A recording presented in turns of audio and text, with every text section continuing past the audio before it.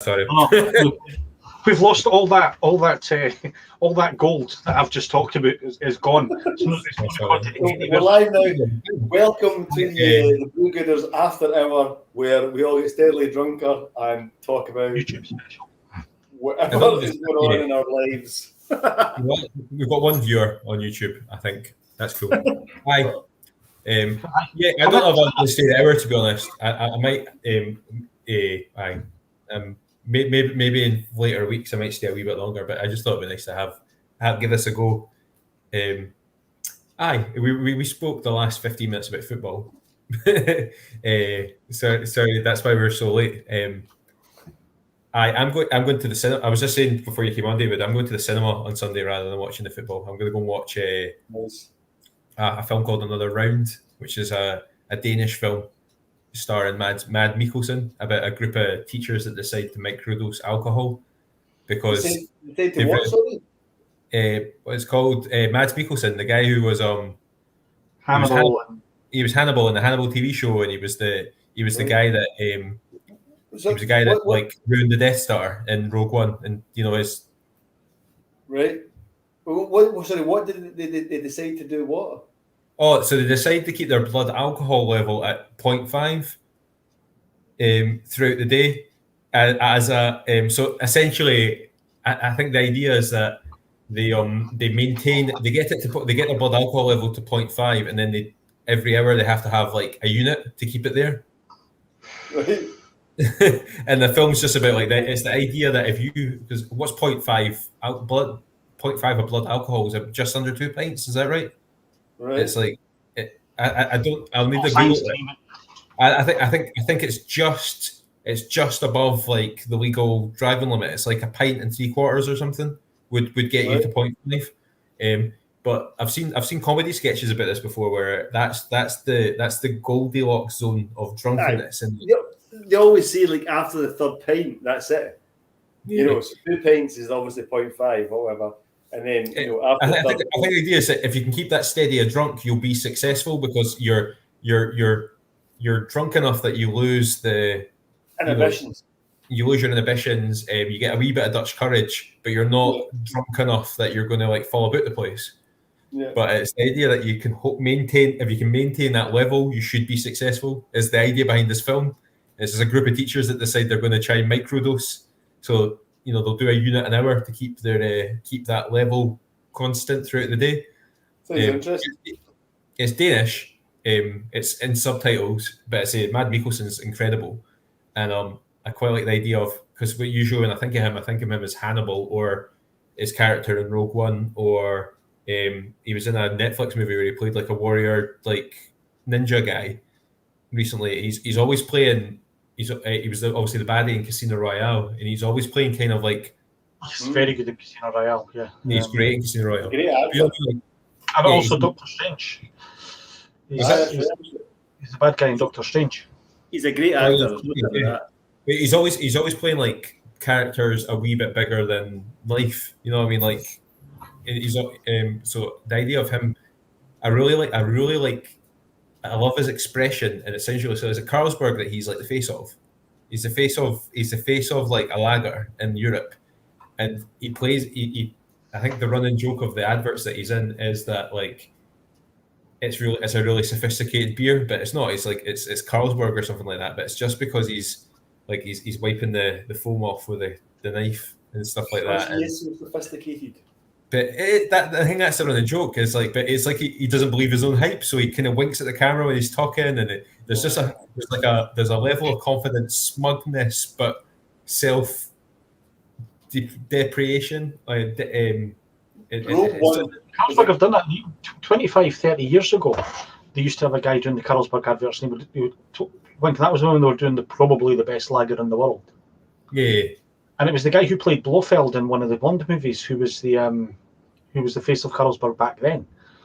So I don't know if that's the joke. It just feels like, I don't know. And anyone can correct me if I'm wrong or I'm misreading it, but it just feels like he understands that everything's a bit of a joke, and you should understand it too. And as long as you're engaging with him on that level, everything's all right.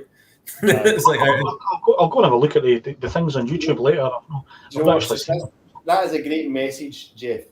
Everything is a joke, and it should be taken as that. You know, like, let's not take life too seriously. Let's just, enjoy what things are, and just understand that you're not going to agree with everybody, and that's fine. You don't have to agree with everybody. I'll say as well. It's a beer podcast. Carlsberg's one of my favourite lagers. It's so easy to try. It's a nice lager. I would take it. We should do like that supermarket special sometime though. Me and Colin always talked about that, about just going through the supermarket shelves and going like, what's the best stout? What's the best lager? What's the best IPA that you can buy in Asda? Frauk is the best beer that they do there. See, already I would debate that. The lager logs do that. That's what I'm pretty sure they've done that in the Aldi and Lidl and all that kind of stuff. Yeah, the lager logs. You had them on your night out. Yeah, we had them on a couple of weeks after. Stuart from the Lager Lads was watching us earlier on. He was one of the guys who quoted. He's a frequent viewer. If you're watching still, Stuart, come in. The Lager Log guys came on a couple obviously during that. I discovered the Lager Logs on our like night out thing that we did a couple of months ago. So I started chatting to the lads. We brought them on. That was a really nice podcast where we were just talking about like mental health and stuff like that. And they're looking to bring us on at some point to the Lager Logs. So that'd be good. I'll let you know when that happens, because it'd be nice if we could all just pop in and be like, "Hiya." Hiya. Yeah, totally.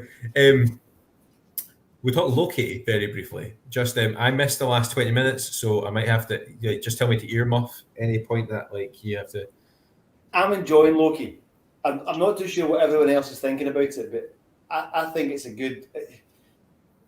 Is it as good as Falcon and Winter Soldier and also WandaVision?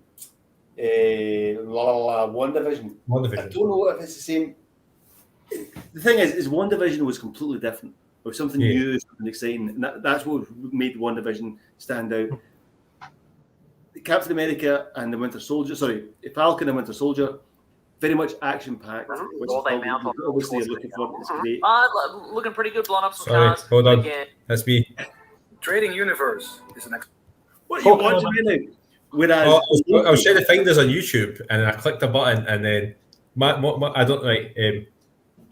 Please go back to your point about comparing the other Marvel shows in just a moment. Everybody, if you're looking for something on YouTube to watch when you're totally bored, check out the guys that do the Weekly Planet, and they've also got a podcast. If you just Google "Caravan of Garbage," it's just two Australian guys that maybe spend 20 minutes talking about different films, but they're absolutely hilarious. And they've just started doing the Iron Man trilogy. Right. Are we going to do our YouTube recommendations?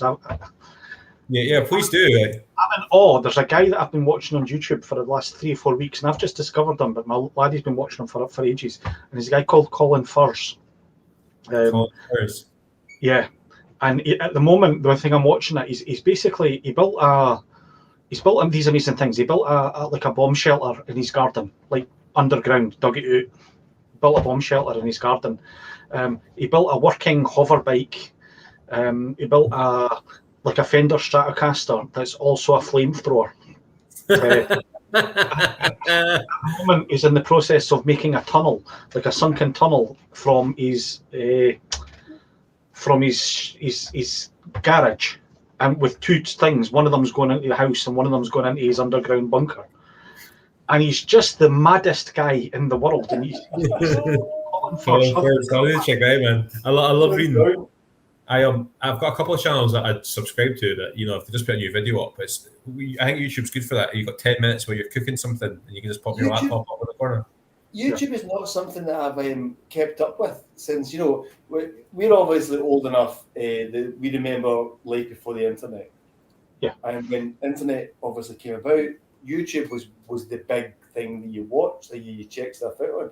But since everything else has come about, I've actually not kept up with subscribing to YouTube at all. And so I watch more YouTube I would say it's probably the forum. I say I've got Caravan of Garbage. I watch a guy called Toy Galaxy, and all he does is he talks about franchises from like the 1980s. So he'll do like it's like 12 minutes a week, and he'll just he'll go fucking He-Man and the Masters Universe, and he'll talk you through where the idea came from, how the comic came around, how the TV show came around, the toys that came from the, and then what's happening to the franchise now. And it's just really good. Like 12 minutes a week, and you're like, yeah. I watched. There's guys that I watch that kit bash stuff. So you'll take the cheapest Iron Man statue you can buy at B&M's or something like that, $4.99, and turn it into a slideshow replicas almost statue of Ghost Rider or something like that. So I watch things like that. I watch a lot of artists drawing things, painters, stuff like this. Yeah, I like draw-alongs. That's like I've only started kind of doing my own art for comics, but if you can find, particularly live draw-alongs are good fun. If you can find like a YouTuber who's going to do on Instagram. You get on Instagram, you get on Facebook a lot as well. Obviously, you get like guys are like it's a wee bit easier to find on Facebook as well, because it'll be somebody going, join me live at 9 o'clock where I'm going to be drawing Ghost Rider, and you can draw them too, and we'll just all draw them at the same time, and you can chat while you're doing it, and it's good. I like that sort of stuff. And YouTube's great for it. You know? YouTube's great. Like I say, I watch dozens of hours every week on YouTube, more than anything else. When there's a new movie going out in a trailer, obviously you straight out to YouTube to find it. You know, but when it comes to subscribing to channels and stuff, I'm just never get into it. And I just think find one.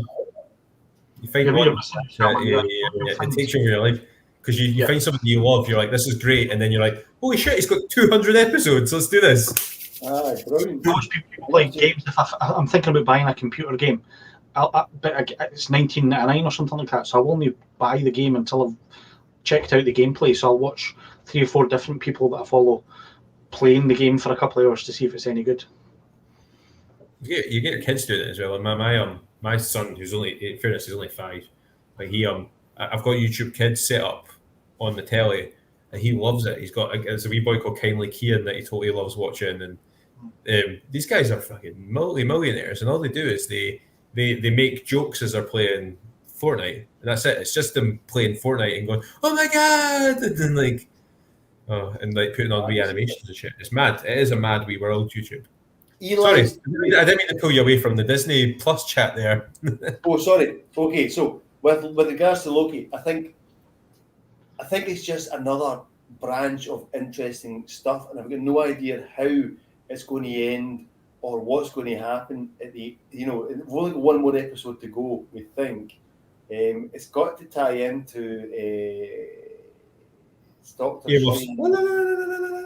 Well. Listen, I'm not ruining anything for you, Jeff. That's kind of what everyone is saying. It's got to tie into Doctor Strange. Madness. It's a bit interesting. What I'm a little bit freaked out about is the whole love for each other with regards to the variants. Because they're the same, yeah. Aye. Is that weird? Is that me that's just thinking that's weird? I mean, at the end of the day, look, we're talking about magicians and gods, which aren't really real. And so they're not exactly the same. They're not exactly the same. And the more recent episodes show you that the variations go far. Plus, which the character in the comics, Sylvie, is the Enchantress, actually isn't Loki. She's something different. I don't want to give anything away. There's quite. I think there's a metaphysical and philosophical debate that you can have about that, because they might have. It's just weird because you're talking about. I don't know. The icky thing is possibly genetic. Is that what you're? I don't really know. It's you can debate this. So, yes. Are they the same genetically apart from? Which I don't think they are. The Y and X chromosome thing. But then obviously she spent. I know Asgardians age differently, but then she's only been an Asgardian Loki for what? Until a certain point in her adolescence. Before she spent the rest of her life running. If you could meet parallel universe female you, right, who's into all the same things, who likes all the same food, all the same TV programs. You understand each other on a spiritual level, almost. That's actually like my wife right now. Oh, you know that's not true. I think if that person showed up, my wife would be like, finally somebody that can actually talk to you about your shit. Yes, that's what Krista would say to me as well. She'd be like, "Oh, great, you can move in." I love Richard E. Grant. He's one of my favorite actors ever. With Neil and I, he's one of my favorite films ever. I think the last 20 minutes, Richard E. Grant really convinced himself. I'm really excited. It's literally what I'm going to do as soon as we come off this. I'm just going to go and finish it. But, do you know what I watched as well? I don't know if you guys want to talk about this. It's on Netflix right now. Hobbs and Shaw. I've seen it. So I've never seen a Fast and Furious movie ever, and I'm going to close it that way. No, I've never seen one. Oh my God! So they get more and more ridiculous. Whole new level of madness, and it started. Do you know that way? Do you know that scene where you get the commando guys, the military, the SES, or whoever it is, and they run down the building. Yeah. With the ropes behind them, they run down face forward. They're abseiling, but they're running forward. Yeah.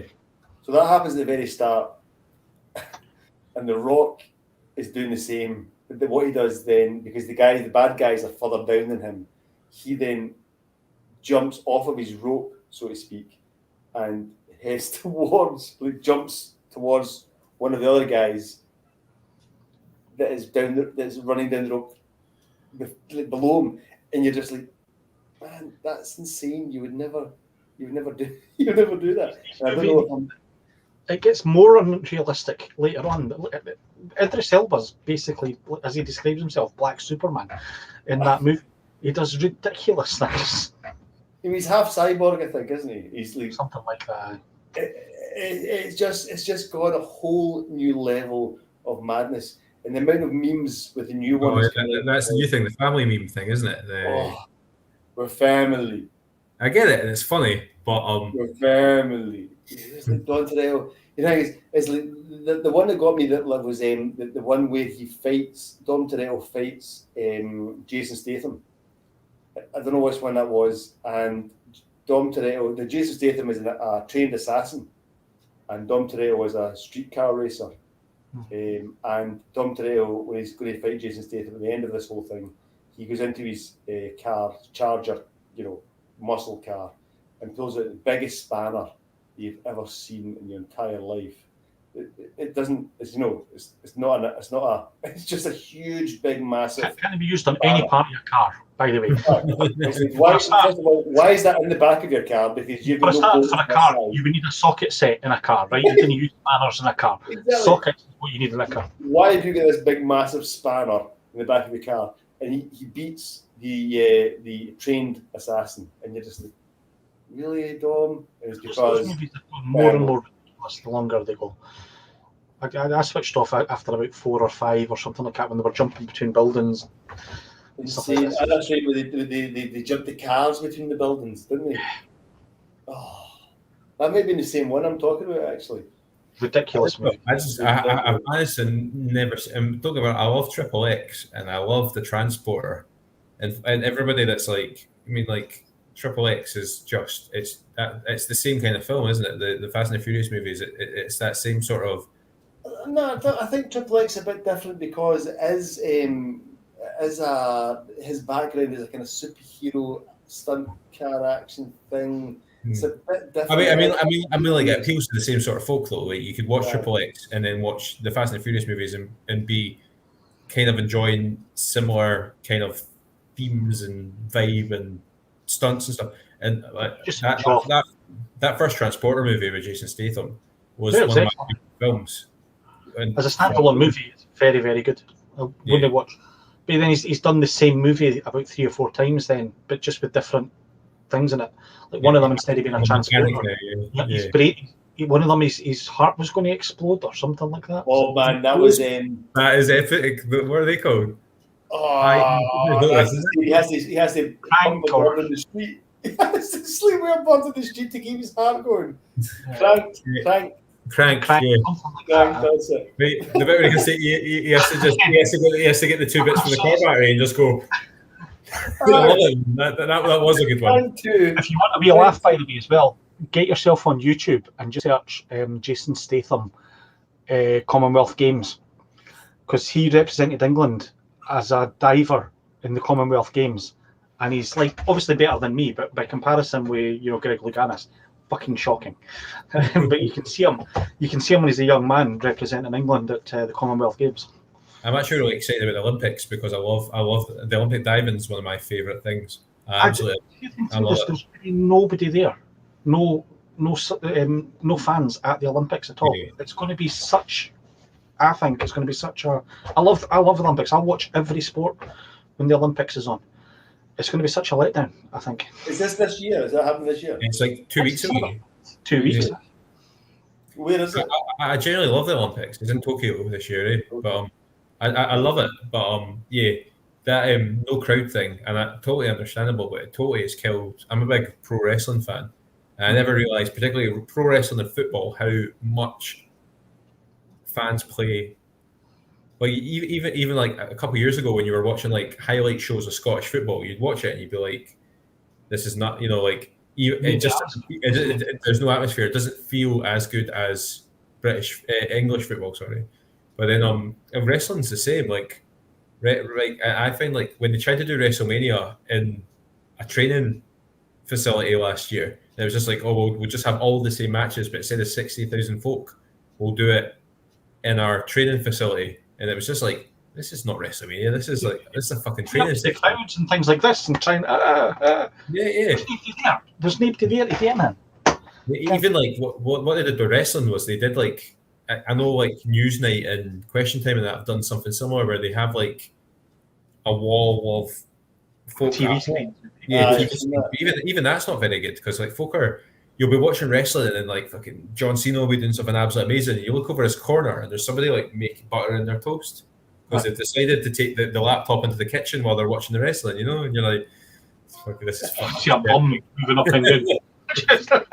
Well, we're hopefully in the end of that kind of stuff. I mean, I reckon by the end of August we should be fucking back to some form of proper normality where it's a case of take care of yourself because COVID's not going anywhere.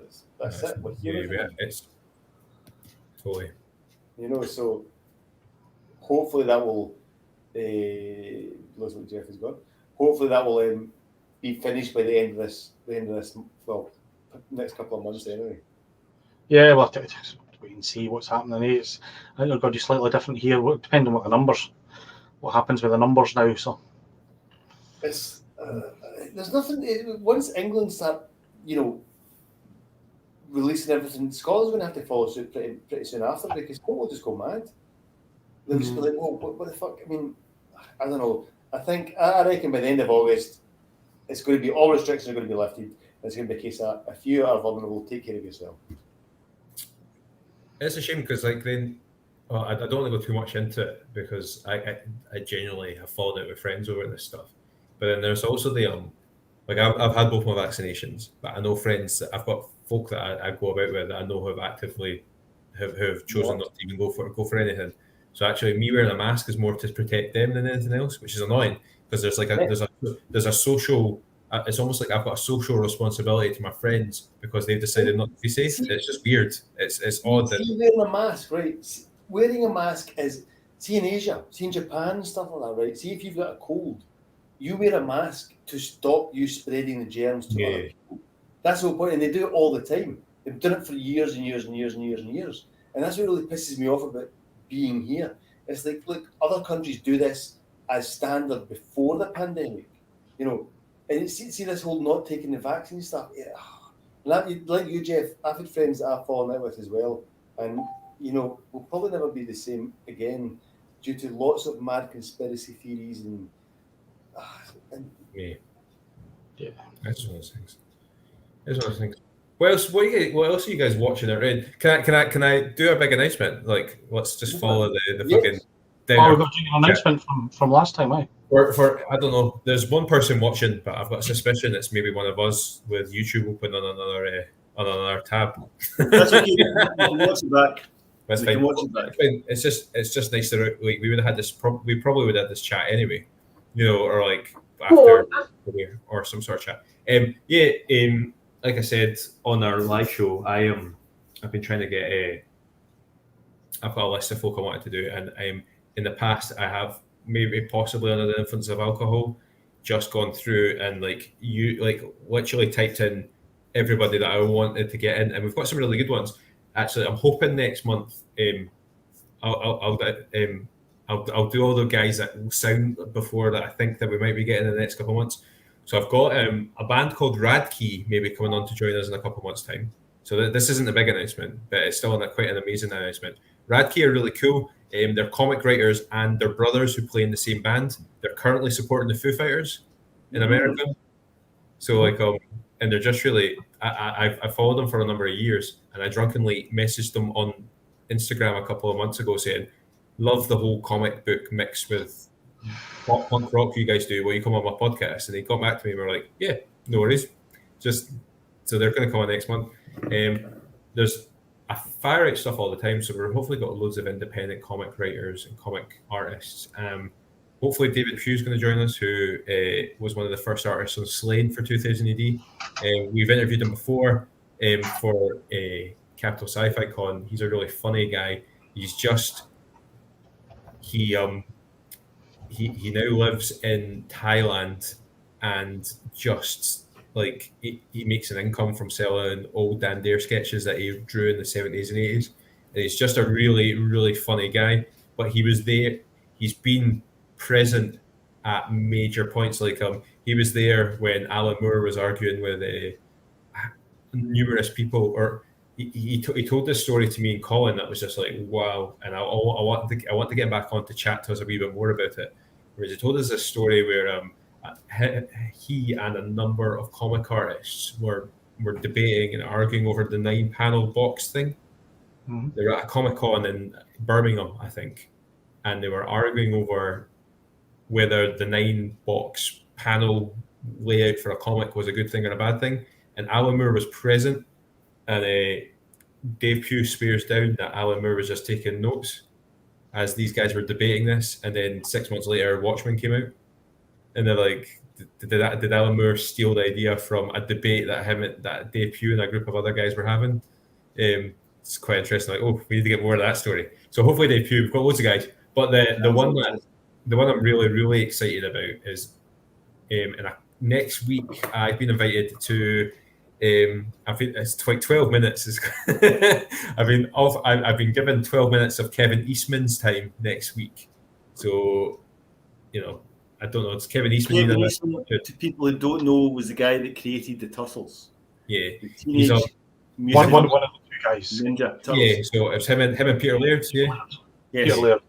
So, what's good with Kevin Eastman is Kevin Eastman and Peter Laird created the Turtles together, and as things went on, obviously they had the cartoon, they had comic books, they had cartoons, they had the movie, so on and so forth.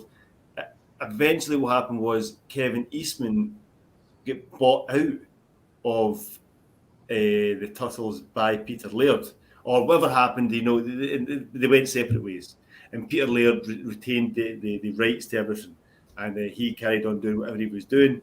Then Peter Laird sold everything to, I don't know who, to someone, and they then rehired Kevin Eastman to come back on and he's currently working with them now, isn't he? So Eastman's a consultant and so that's why we have now the Teenage Mutant Ninja Turtles: The Last Ronin, which I'm reading at the moment, which is fantastic. If no one has read this, start reading it, man. It is amazing. It is fantastic. It tells the story of the last turtle.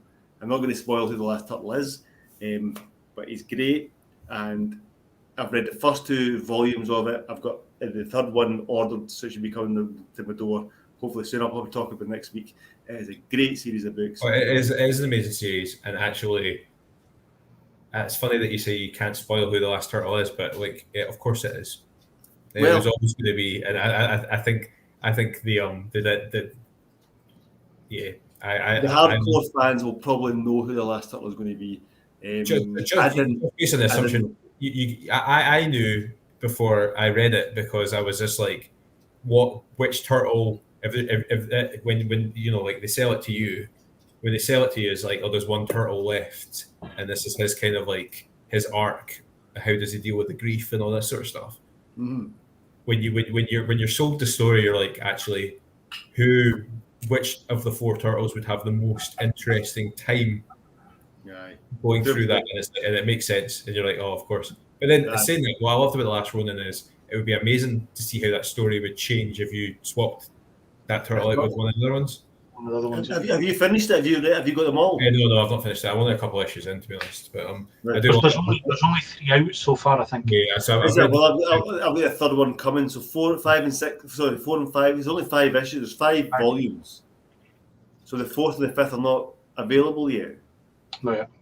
Right. They're no printed yet. I'm just saying, I'm excited, and what I was sort of hoping with like the questions, I don't know what to ask him. If I'm honest, like I've got 12 what do you minutes. ask him? I mean, you've got comic book royalty, Jeff. Yeah. No, I put the pressure on you here, pal. I've got 12 minutes of his time because he's doing what's called a press day. So I am one of basically whoever asked to talk to him is getting 12 minutes of his time throughout the day. So I think he's just basically running through everybody that's put in a request. What do you ask Kevin Eastman? And this is why I put this question up on our Facebook page. If you could ask any of your comic heroes anything, like what do you want to know? Like, God, what do you want to know, man? How did you come up? How did you come up with the turtles? Yeah, you know, I think there's so much about the turtles as well that there's so much known about them. Like obviously it was like the things like the Foot Clan is like the Foot Clan's like a play on the hand from Daredevil, wasn't it? And stuff like that. I've watched. So I'm a huge fan of the turtles. I mean, I didn't read much of the comic books and stuff, but as a kid, what age are you, Jeff? 34. I forget. So I'm 39. I'll be 40 in September. So I was that age of when the turtles were, you know, they first came out and it was a cartoon and it was amazing. And it, you know, so for me, I'm just like, I was at secondary school when I got my first Turtles comic, and I'm 10 years older than you guys. And that was back when they were black and white. They all had the same colour headband as well, didn't they? They were all the headbands were red. There was only one colour headband. They didn't have things like this. And they were kind of oversized books. And I think when you were thinking it was when I'm not going to say the sellout years, but it was the Teenage Mutant Hero Turtles. That's right.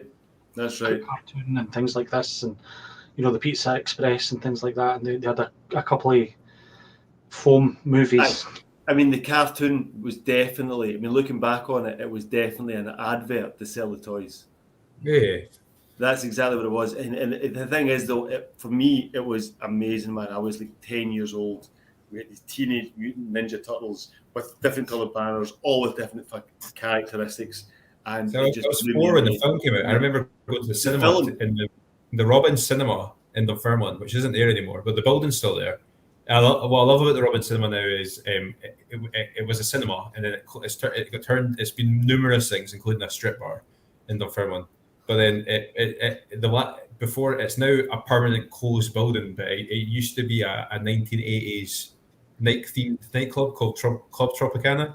But the entrance to this nightclub that used to be a cinema is right next to my wife's shop.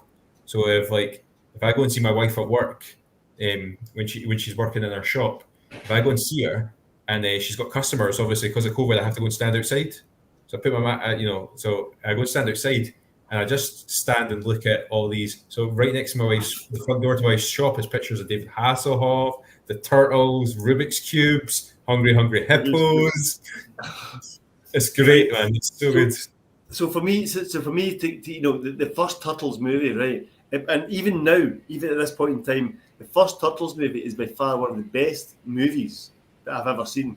Yeah, you know, it's so good. The first one is amazing. The second one, by the third one, right? All the Turtles looked the same. They all kind of acted the same. You know, it was just wasn't right. The first one was separate. every character, every turtle had a separate personality. They looked different. They acted different.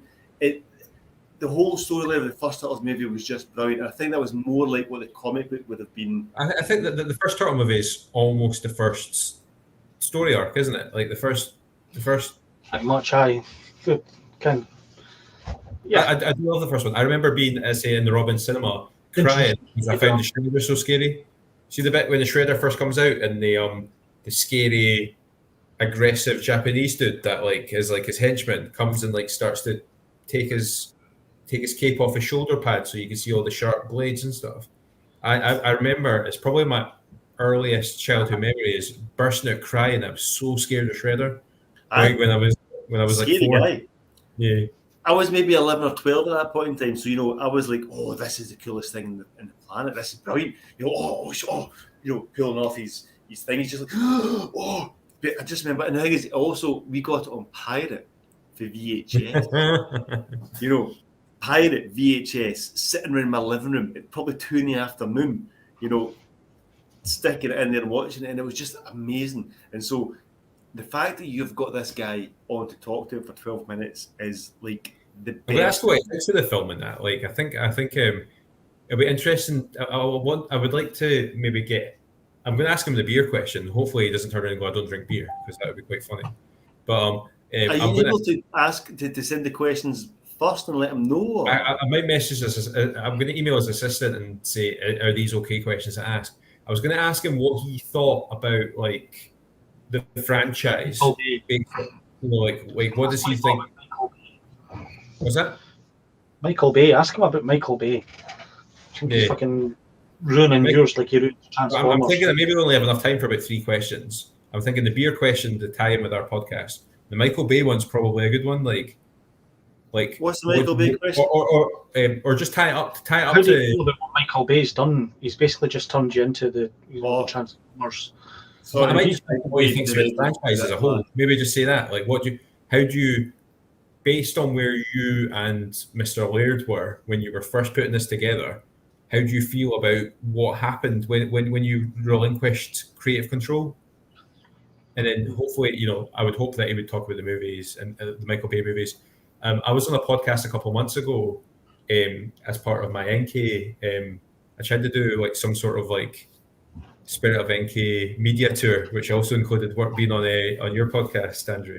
Yeah, I was on a movie review podcast where it was the whole theme was superhero movies that aren't, or comic book movies that aren't the MCU, and that was basically all we had to go on. And the guy sent me a list. I'll need to get the link to you. So the guy sent me a list of all the movies that I could talk about, and it was the only one I could talk about was the CGI. I had, because they'd already done an episode for Turtles 1, 2, and 3.